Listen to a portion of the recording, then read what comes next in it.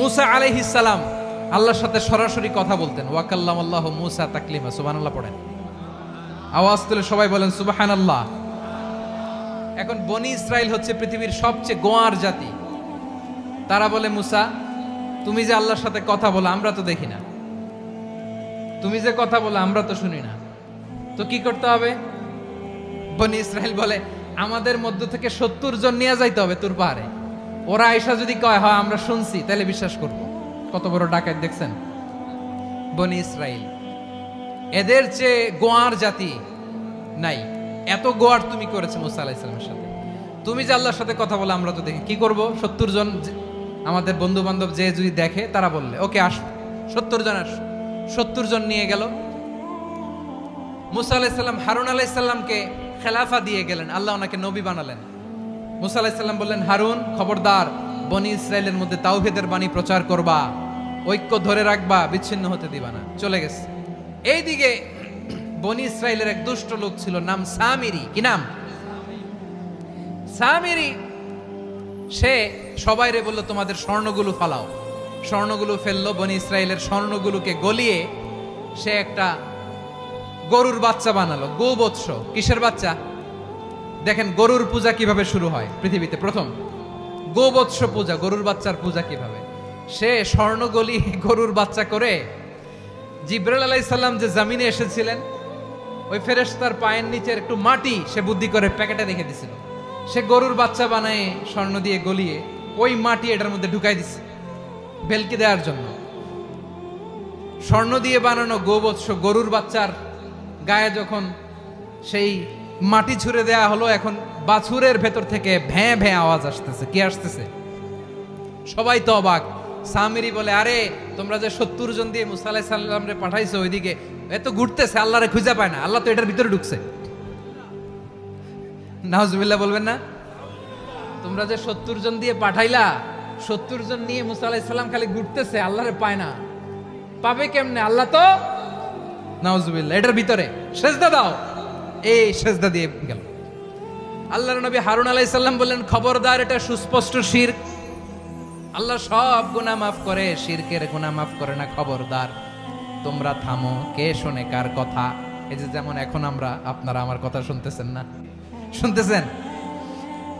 হারুন আলাইহিস সালাম বললেন, খবরদার, এই শিরকি কাজে তোমরা সংযুক্ত হয়ো না। তোমাদেরকে কি মনে নাই আমার ভাই মুসা আলাইহিস সালাম কি বলছে? আল্লাহ শিরক মাফ করে না। খবরদার, শিরক করো না, আল্লাহরে ভয় করো।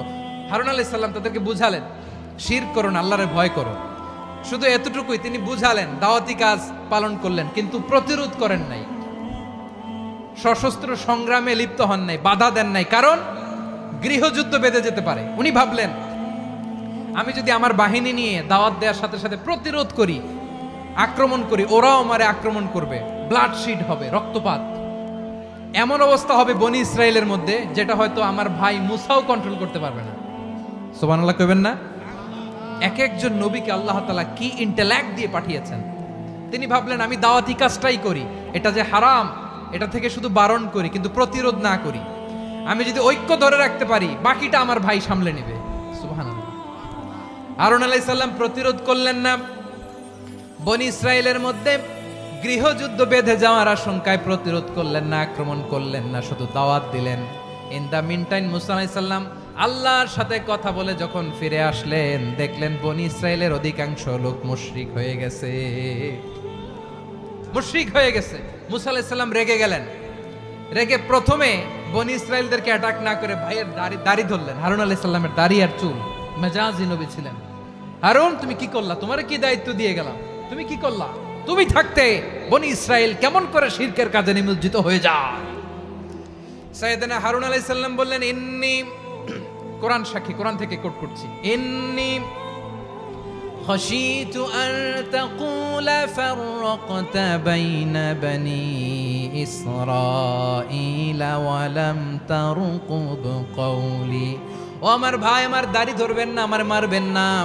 আমি ভয় করেছি, আমি ভয় পেয়েছি, না জানি আপনি বলেন তুমি কেন খাশিতু আন তাকুলা ফাররাকতা বাইনা বনি ইসরাঈল, আপনি এসে আমারে যদি বলেন তুমি কেন ঐক্য ধরে রাখলে না, কেন মারামারি হলো, কেন রক্তপাত হলো? তোমার কি এই দায়িত্ব আমি দিয়ে দিয়েছিলাম? আমার কথার দিকে কি তুমি ভ্রুক্ষেপ করো নাই?